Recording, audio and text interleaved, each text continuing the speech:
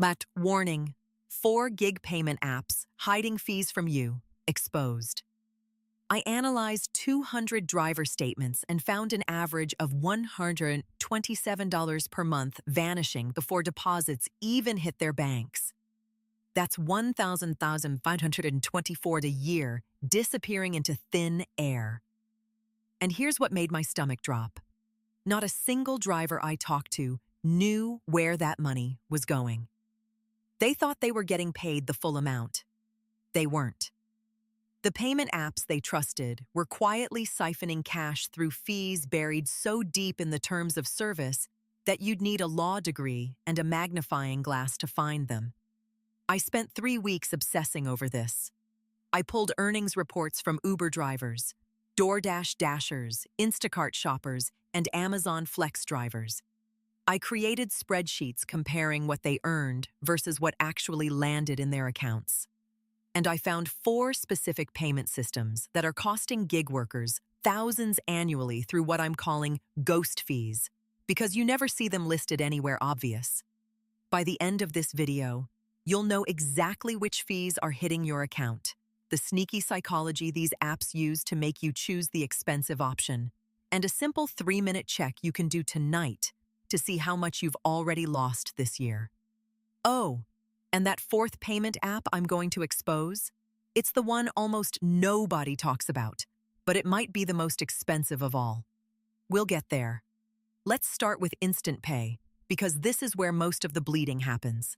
Marcus, a DoorDash driver in Atlanta, showed me his statements from last month. He made $847 in gross earnings. His deposit total? $798. He assumed taxes were being withheld. They weren't. DoorDash doesn't withhold taxes for contractors. So where did that $49 go?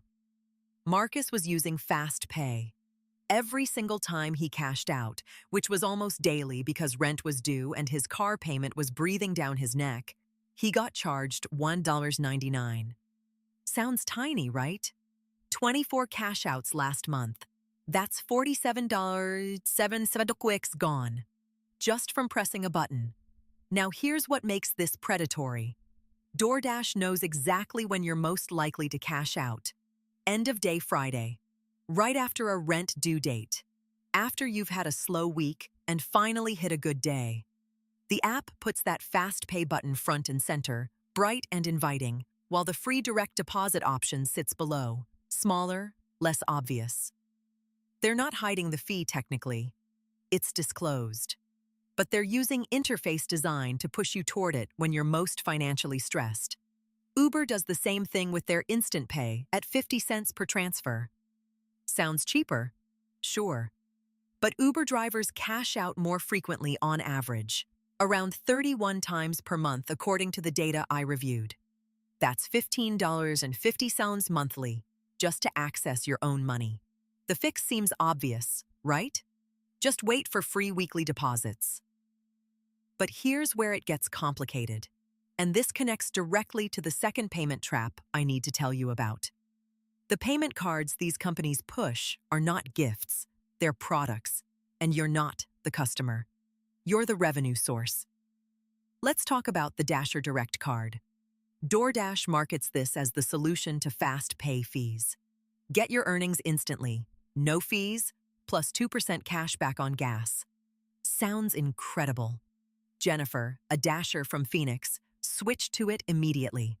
For 6 months, she thought she was winning. Then she actually looked at her statements. Not the app dashboard.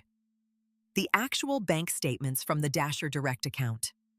ATM withdrawal fee at her regular bank's machine, $2.50.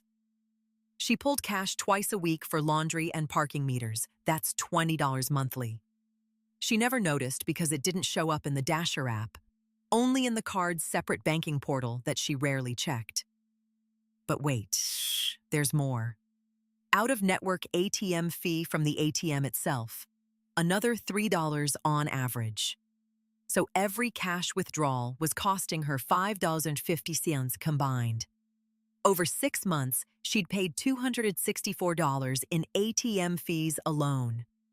That 2% gas cashback she was so excited about? She'd earned $89. Net loss, $175. The Uber debit card through GoBank has similar issues. Monthly inactivity fee of $5.95 if you don't use it for 90 days. Sounds reasonable until you take a 2-week vacation or have a slow season. Balance inquiry fees at ATMs. Even decline transaction fees at some merchants. Here's the psychological trap. These cards are designed to become your primary bank account. Once all your gig income flows there, you're locked into their fee ecosystem. You start using their bill pay, their direct deposits from other sources, their ecosystem, and every little fee compounds. The Instacart card through Stripe has the cleanest setup of these options, I'll give them that.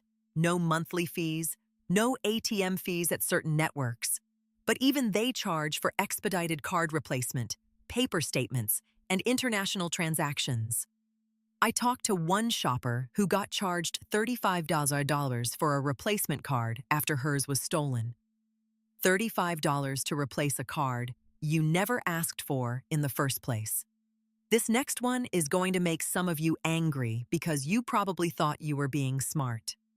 Cash advance features inside gig apps are payday loans wearing a hoodie and sneakers. Uber's got one. DoorDash just rolled one out. Even Instacart is testing it. They call it earnings access, or flexible pay, or some other friendly term. What it actually is, a loan against money you haven't earned yet, with fees attached. Let's do real math. Daniel, an Uber driver in Chicago, needed $200 on a Tuesday for an unexpected car repair. He used Uber's cash advance feature. The fee was $10 for instant access to those funds. Doesn't sound terrible until you realize he had to pay it back from his next earnings, which meant his Thursday deposit was $210 shorter. Here's the annual percentage rate on that loan if you calculate it properly. He borrowed $200 for 3 days and paid $10 in fees. That's a 5% fee for 3 days. Annualized, that's over 600% APR. Payday loan territory. Actually, worse than many payday loans. The apps don't show you that calculation anywhere. They show you $10 fee and let you assume that's reasonable. Now I know what some of you are thinking. I don't use those features. I'm careful. Fair. But there's a hidden fee that hits almost everyone, and it's baked into the way these apps report your taxes. You ever notice how the $10.99 you receive at the end of the year shows different numbers than what you tracked yourself? Part of that is legitimate adjustments. Part of it is the apps counting certain payments differently than you'd expect. If you don't reconcile those numbers carefully, you might be paying taxes on income you never actually received because fees were subtracted after the gross earnings were reported. This is where having accurate records becomes critical.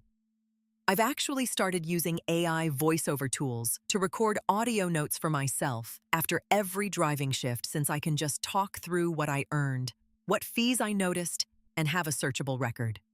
If you want to try something similar, there's a link to 11 Labs in the description. Their text-to-speech is honestly incredible for creating content or just organizing your own thoughts. Been a game changer for my documentation process. All right, fourth payment trap. And this is the one I warned you about, the one nobody discusses. It's the currency conversion and multi-app payment fragmentation issue. If you drive for multiple platforms, and most successful gig workers do, you're probably receiving money through 3 or 4 different payment systems. DoorDash, through Dasher Direct. Uber, through Uber Wallet. Instacart, through Stripe. Amazon Flex, through Standard Direct Deposit. Each transfer between these accounts and your